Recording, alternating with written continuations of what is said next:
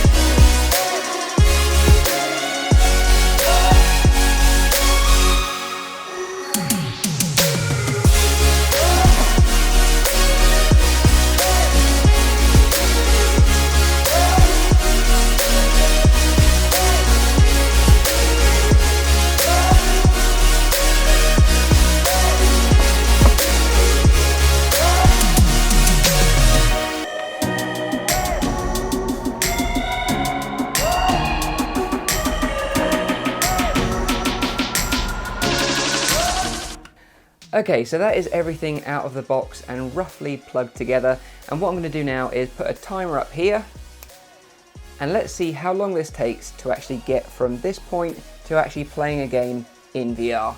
Let's go.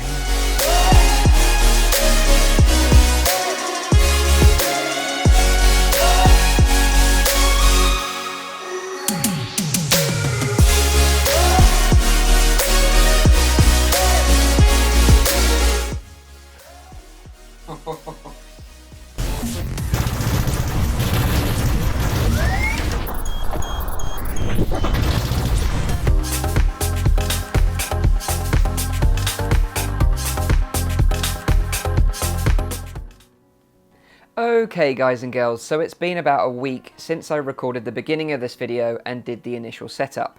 Now I've been using the Oculus Rift with the TPCast installed over the week and I've been playing a variety of different games and VR applications with it.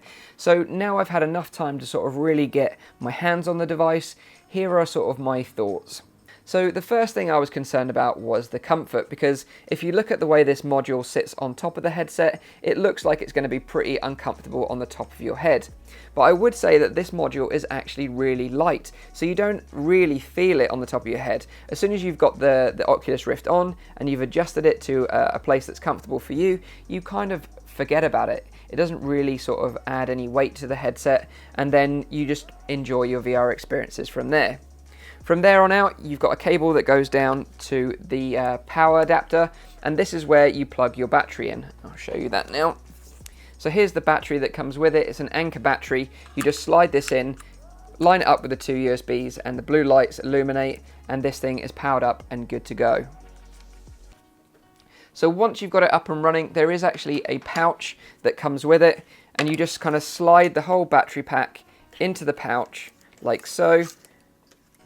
Fasten it at the top, and then just wrap the whole belt around your waist. What I found that worked best was to put the battery pack right in the center of your back, so it's right tucked out of the way. So now that we've got the headset, it's comfortable, you've got the battery pack. The battery pack itself lasts around 2.5 to 3 hours of game time. Now you could have a second battery, because it is just an off-the-shelf Anker battery after all. So if you're worried about sort of battery time, then you could have two in rotation and sort of charge one while you're using one and then swap them over like that. I would say overall the comfort is absolutely fine. I didn't have any issues with it being uncomfortable or unwieldy. The battery itself is a little bit heavy and a little bit chunky, and you do sort of feel it along your waist, but once you're immersed into a game, you quickly forget it's even there. So now let's talk about the software itself. Now the TPCast comes with its own proprietary software that you can install straight from the website, and that was easy enough. I just downloaded it, pressed the installer, and was up and running, as you saw in the video, within about 20 minutes of getting everything out the box, which I thought was pretty impressive, because one of the things I was really concerned about straight out the box was that it was going to be a pain to set up, and I'm pleased to report that that actually wasn't the case. However, that is with the default software, and the default software has some limitations. So the limitations of the default software are that your microphone simply isn't going to work. Now, the transmission of audio from your microphone to your PC isn't supported in this version of the TPCast software. So that was a bit of a deal breaker for me. And then secondly, every now and again I would have a drop frame, and that can be a bit sort of immersion breaking when you're in the middle of a game like Space Pirate Trainer or Box VR, and you're really going for it, and then sort of a frame drops, and then you kind of notice this kind of little bit of a disconnect, and then you're back in it again, and it just wasn't quite good enough for me. So I started looking into OpenTPCast, which is some software that is completely open source, and you can sort of download and install it on your TPCast and run it using OpenTPCast. Now, I'm pleased to report, using OpenTPCast I found a performance boost. I didn't have any lost frames anymore, and my microphone was back and I could use it to record gameplay.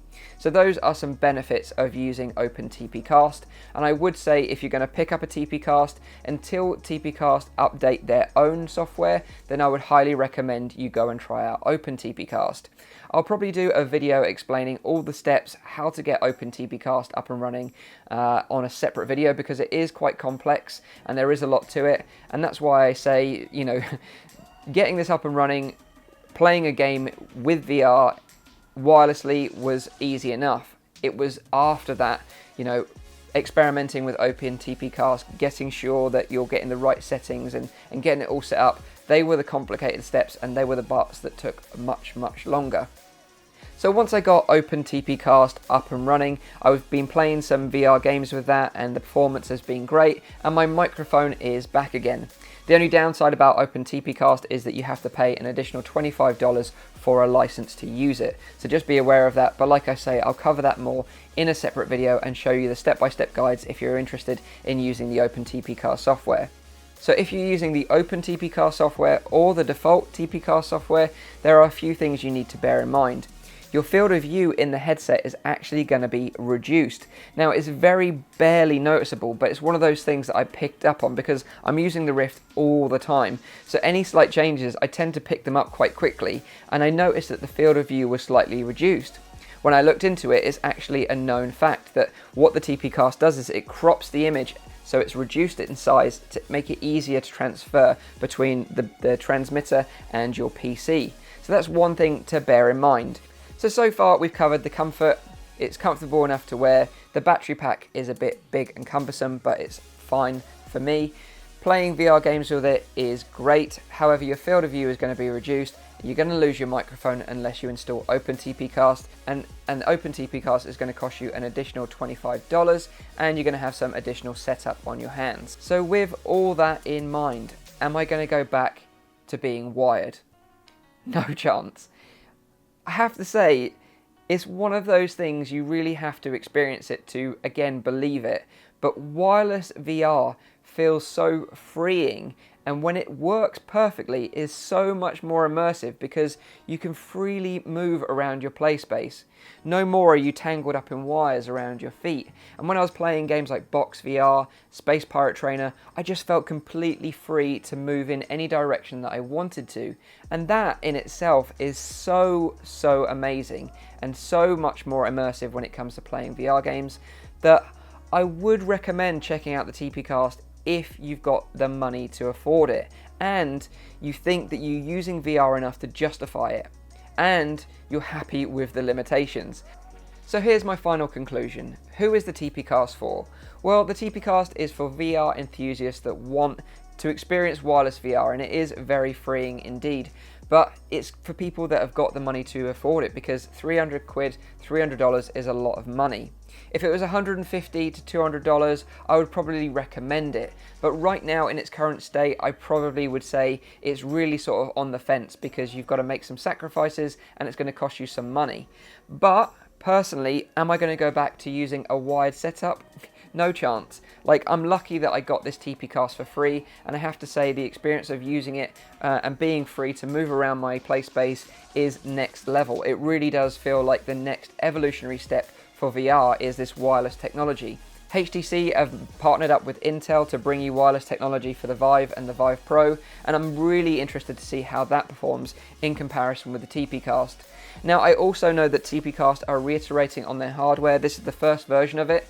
So again, I would be really interested to see what happens with their upcoming versions of the hardware and the software, because if they can reduce the sort of cost of it, and they can fix the microphone issues and the latency issues, then I think we've got a great product on our hands. But it is still early days. But then again, this is the first step into VR wireless technology that I've experienced so far, so we've got a long way to go yet. But I hope you guys and girls enjoyed this video, and I hope you understand my explanation of this, and hopefully I've kind of given you a conclusive final answer on whether or not you should personally go out and pick one up yourself. If you've got any questions, obviously put them in the chat. I'll try to answer as many questions as I can, and yeah, so let me know in the comments down below, are you interested in picking up the TPCast? Have I sort of changed your mind either way, yes or no? Did you like the video? If you did, please leave me a like. Make sure you're subscribed for all my future content, and as always, I'll see you on the next one. Cheers.